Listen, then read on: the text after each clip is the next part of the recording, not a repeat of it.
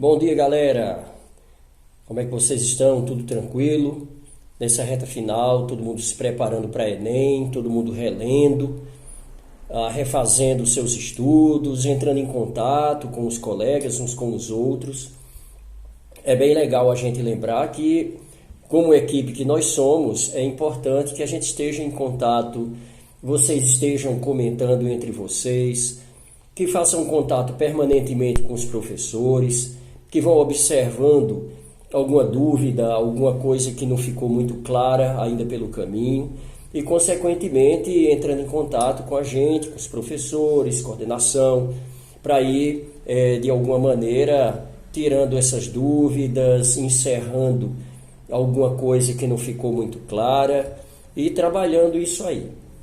A gente está chegando aí já na data mais esperada para vocês e para nós também, né? E dessa forma a gente vai começando a dar os fechamentos, a gente vai trabalhando aí as conclusões, as finalizações, né? E dentro de cada matéria, dentro de cada disciplina que vocês vão revisando, vão repassando, relendo, é muito importante fazer aquelas anotações que eu sempre tenho falado, aquelas anotações necessárias para que as dúvidas sejam tiradas em tempo satisfatório, né? Nós não devemos confiar na nossa memória para tudo, porque a gente já anda com uma carga bem interessante de trabalho, de estudo. Então, o importante na realidade é trabalhar as coisas sistematicamente, metodicamente. Então, o trabalho metódico, o trabalho organizado vai certamente facilitar a vida de cada um de vocês, os estudos, os direcionamentos de tudo aquilo que vocês vêm trabalhando e, evidentemente, confiar no trabalho que vocês fizeram. Então, a quantidade de estudo, de aulas que assistiram, o volume de trabalho que vocês submeteram, a quantidade de aulas gravadas que vocês assistiram, né? A quantidade de vezes que vocês participaram das videoaulas pelo Meet. Então, isso aí vai ser diretamente proporcional à tranquilidade que você vai ter também no momento do Enem. Então, é importante lembrar que tranquilidade é fundamental nesse momento, cuidar bem da parte emocional, né? Saber que é um fechamento, um trabalho de conclusão de tudo aquilo que vocês fizeram. Não só esse ano, que foi, não precisa nem a gente lembrar mais, que foi tão atribulado, tão diferente, tão cheio de novidades e com dificuldades que nós não esperávamos, mas também resultado de trabalhos realizados por vocês, esforços, desde 2019, 2018, quando vocês estavam iniciando o ensino médio. Então, tudo aquilo que vocês conseguiram em termos de experiência, em termos de conhecimento, de estudos, a gente vai estar fazendo esse trabalho de conclusão, né, esse fechamento agora com a avaliação do Enem. Então, é um momento especialíssimo para todos nós, né? Vocês e nós que fazemos parte da equipe também. Então, a gente relembrando um pouquinho tudo aquilo que a gente já conversou sobre procedimentos, sobre observações necessárias para a prova, mais especificamente agora falando, a prova de língua inglesa, né? Então, o que é que se deve fazer? A prova de língua inglesa é, de fato, a mais fácil, o mais prático que há de toda a avaliação do Enem. Eu até recomendo que não deixe a prova de língua inglesa para o final. E por que é que eu recomendo isso? Ela é uma prova que você pode ganhar pontuação com ela se você não estiver com a mente tão cansada.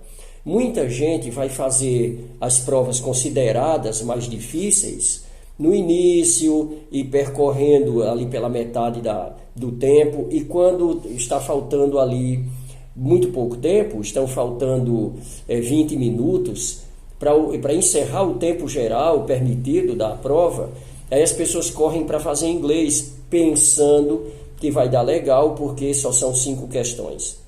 Mas acontece que é necessário ler a prova, é necessário raciocinar a organização da prova. Então, se eu venho com a mente cansada, se eu venho com a minha cabeça quente já de outras matérias, de cálculo, de redação, dessas coisas, então eu posso fatalmente, e é fácil que isso aconteça, eu posso vir a não conseguir fazer uma prova que oficialmente e inicialmente seria até prática, seria até bem mais acessível, né? Então, se possível, a dica é: procure fazer a prova de língua inglesa uma das primeiras ali que você vai fazer.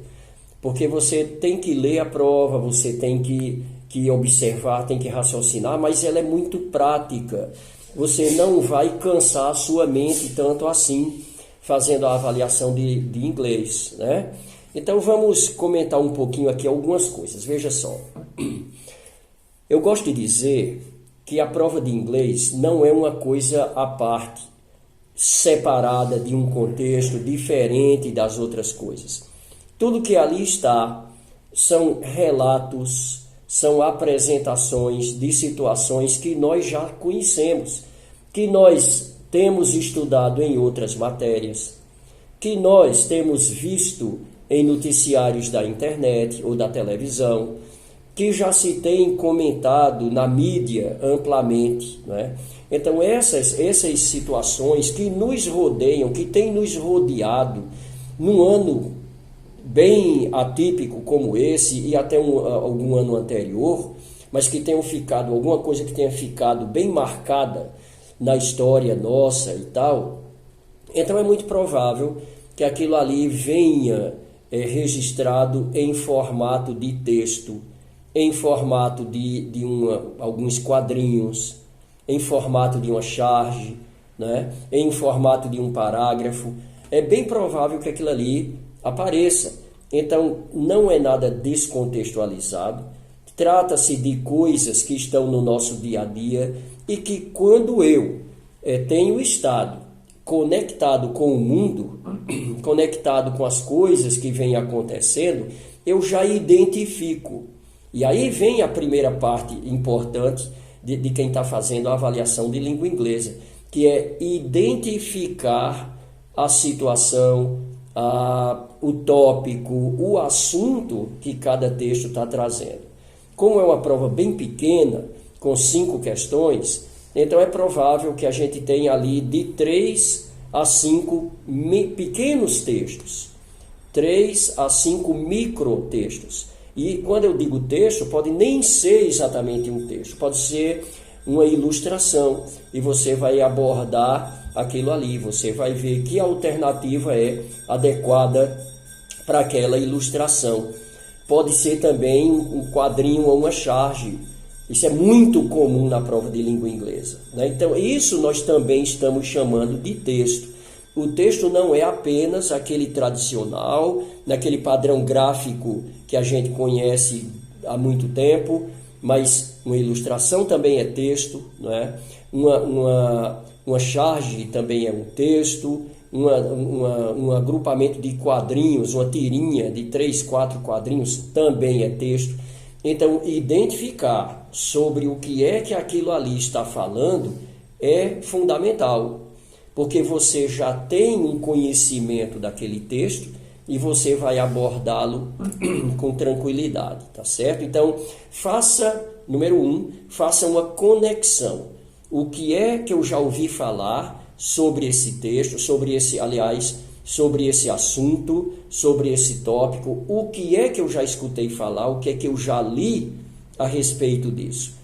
Normalmente, via de regra, o candidato que consegue sair-se satisfatoriamente bem em uma avaliação de Enem é aquela pessoa que vem conectada com o que está acontecendo no mundo, desde locais mais regionais até nacionais e globais.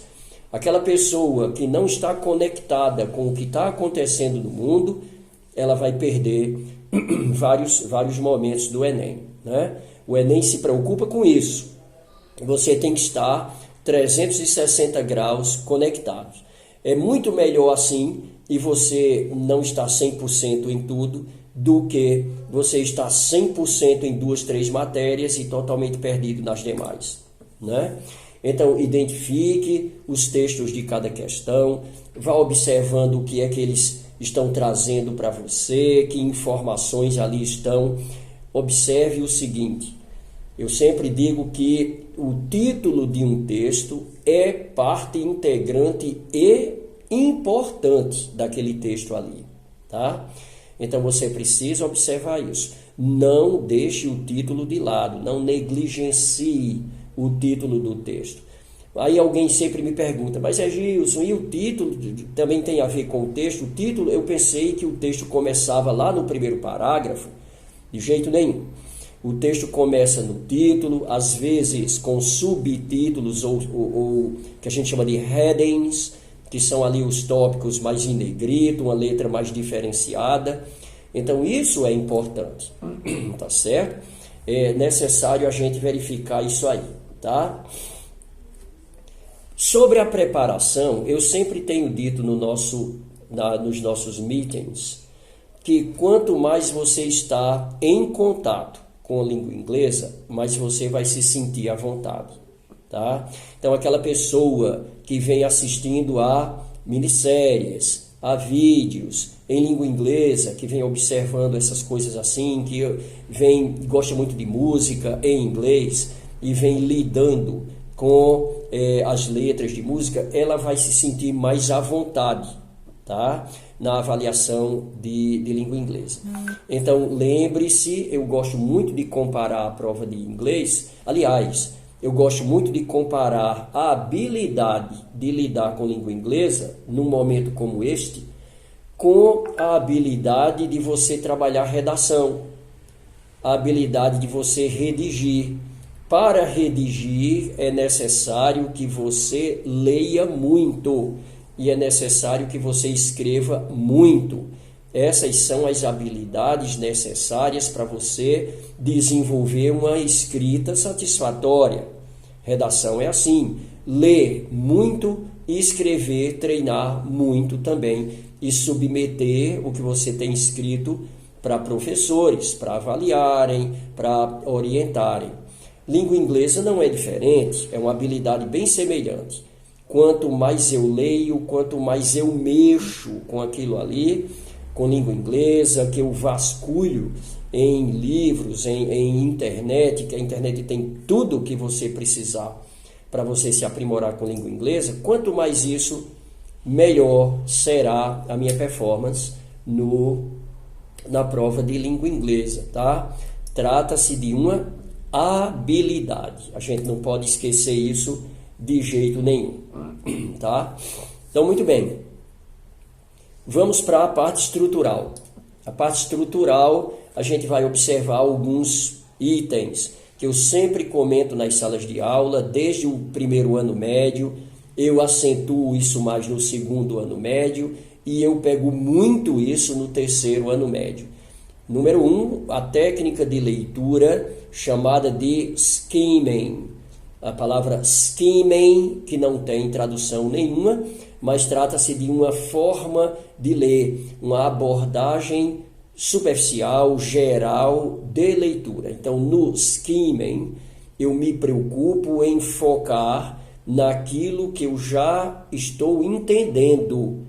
Então, eu não vou tentar traduzir coisas que eu não estou entendendo, novidades, palavras que eu nunca vi, de jeito nenhum. No skimming, eu estou preocupado com aquilo que eu já compreendo. Portanto, não é uma preocupação, é mais um foco. Então, eu olho cognatos, palavras cognatas que estejam no título. Eu comparo o título com a ilustração, com a gravura. Eu observo as palavras cognatas que vêm aparecendo recorrentemente no texto. E se ela aparece repetidamente, é sinal que é uma palavra de maior importância. quanto mais vezes certas palavras ou expressões aparecem num texto, mais importantes elas são, não é? Então eu vou observando essas coisas. É mais uma observação lógica do que traduzir vocabulário. O que eu não compreendo, eu passo adiante. O que não tem jeito de eu entender ali, certas expressões, conectivos, eu passo adiante. Observar palavras cognatas, observar palavras conhecidas, não são cognatas, não parecem com português de jeito nenhum, mas eu conheço, né, devido à minha experiência, meu contato com língua inglesa. Então, eu vou observando e vou conectando tudo isso aí à lógica do texto, ao assunto do texto, o desenrolar, que a gente chama de plot do texto ali. Então, a gente vai sempre observando isso de uma maneira dinâmica e de uma maneira lógica. Observe os nomes próprios que podem aparecer com grande frequência lá nos textos. A gente tem nomes de lugares, nomes de instituições, talvez de laboratórios, talvez de agências de saúde, né? Provavelmente, nomes de pessoas que vêm contribuindo para essa ou aquela situação, né? Nomes mais relevantes. E aí eu vou observando tudo isso e formando o meu skimming, que é a minha interpretação geral do texto, né? Então eu vou fazendo isso.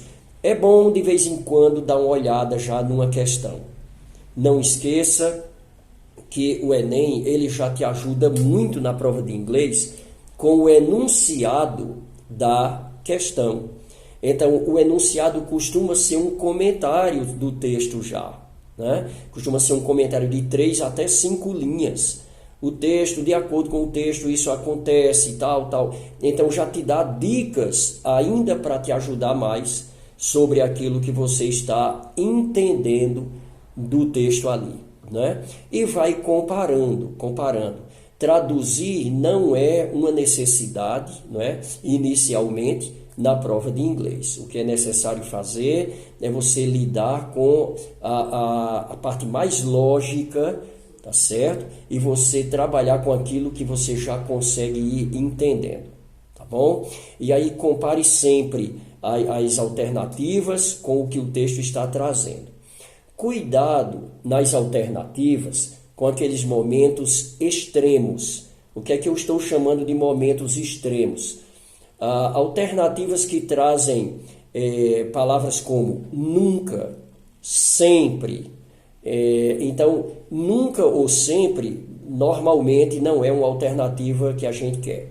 Normalmente é possível que observa-se, há indícios de, né, uma grande parcela, uma vasta maioria. Então essas coisas assim são mais prováveis do que nunca e sempre, que é muito extremo, tá certo? Então vão observando essas coisas, vão observando tudo da forma mais lógica que há, tá certo? E depois disso, ganhado algum tempo, você vai repassar e vai rever o que é que você conseguiu fazer. Observe como é que você conseguiu analisar as suas questões, faça alguma correção que é necessária e o fechamento da prova, tá bom? Então, tranquilidade, confie naquilo que você trabalhou, tá certo? Isso é importante, tá bom? Então, galera, é isso aí. Desejo ótima prova para todo mundo, excelente experiência e de grande sucesso. Tchau, tchau, todo mundo.